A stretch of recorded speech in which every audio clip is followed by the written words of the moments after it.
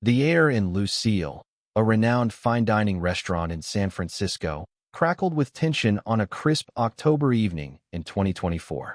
Every head turned toward a small table by the window, where Amara Thompson sat in a sleek, emerald green dress, simple yet striking. Across from her stood Eleanor Prescott, a prominent socialite known for her sharp tongue and commanding presence in the city's elite circles. Eleanor's face was flushed with fury, her finger jabbing the air as she unleashed a torrent of venom. "How dare you sit there acting like you belong? Do you even know where you are?" Her words sliced through the restaurant's refined hum, drawing gasps from nearby diners. Amara, calm but visibly shaken, met Eleanor's glare with steady eyes. She hadn't said a word to provoke this outburst, yet Eleanor's rage was unrelenting. "I won't tolerate being disrespected by someone so insignificant." Eleanor spat, her voice loud enough to silence the clinking of glasses. Whispers rippled through the room as patrons speculated about Amara's presence in a place reserved for the ultra-wealthy. She clenched her hands beneath the table, each insult cutting deeper, but she refused to break. Eleanor's tirade grew sharper. "Do you even speak English? Or are you just lost in a world you'll never fit into?" Amara's throat tightened, but she forced herself to respond. "I'm sorry, ma'am. There's been a misunderstanding. I'm just waiting for my husband." Eleanor's laugh was icy. "Your husband? Oh, please. What's next? A fairy tale about how you belong here?" The room grew still, the weight of every stare pressing down on Amara. Then, in a moment that froze time, Eleanor's hand lashed out, striking Amara's cheek with a crack that echoed like thunder. Gasps erupted. Phones emerged to capture the scene, but no one intervened. Amara touched her burning cheek, her eyes blazing with defiance rather than tears. Just then, the doors swung open, and Marcus Thompson, a billionaire tech titan, strode in. His presence shifted the room's gravity. His eyes locked on Amara's reddened cheek, then on Eleanor, his voice low and lethal. "Who just dared to touch my wife?" Hours earlier, in their Pacific Heights penthouse, Amara had stood before a mirror, tracing the fabric of her chosen dress. At 30, her natural beauty, dark curls, warm amber eyes, and radiant skin needed no embellishment. Marcus, 37, emerged from the shower, his commanding presence softened by the tenderness he reserved for her. "That dress is perfect," he said, his voice warm. "But you'd look perfect in anything." Amara smiled, though doubt flickered in her eyes.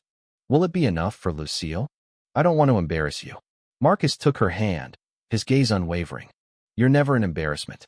You're my everything. Forget their rules, this is about us." At Lucille, the couple had entered under the weight of curious stares. Marcus's phone buzzed with an urgent call from London, forcing him to step away. Alone, Amara felt the familiar sting of scrutiny. Eleanor, seated with her entourage, had zeroed in on her. "Who let her in here?" she muttered, her voice dripping with scorn. Rising with calculated grace, she approached Amara's table. "This isn't your place, dear," she sneered. Amara held her ground. "I'm exactly where I'm meant to be."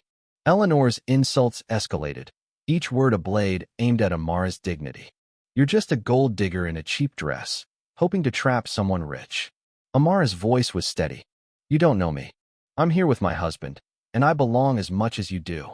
The defiance enraged Eleanor, leading to the slap that stunned the room. But Amara stood tall, her silence a shield, until Marcus's arrival turned the tide. His voice thundered. "You struck my wife, Eleanor. You'll answer for this." The room gasped as he revealed Amara's identity. Eleanor stammered, "I didn't know, I'm sorry." Marcus's eyes were cold. "Sorry because you got caught? You think status excuses cruelty?" He turned to the manager, Charles, who stood frozen. "You let this happen under your watch. Your failure is shameful." Marcus's gaze softened as he faced Amara. "Are you okay?" She nodded, tears brimming but unshed. Then, addressing the crowd, he shared her story. Amara grew up in Oakland, raised by a single mother after losing her father young. She worked nights at 15 to support her family, earned a scholarship to UC Berkeley, and now dedicates her life to teaching underserved kids. "I fell in love with her heart, not her status. She's stronger than anyone here." The room erupted in applause, but Eleanor, clutching her phone, sneered. "A nice story, but it's a lie. My source says she planned this, targeted you for your wealth. Amara's heart sank, old doubts resurfacing. Maybe I don't belong, she whispered, tears falling. Marcus held her tightly. Don't let her lies break you. I know you.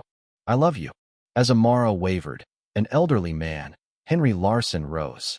His voice was gentle but firm. Young lady, don't let cruelty steal your faith in yourself or your love.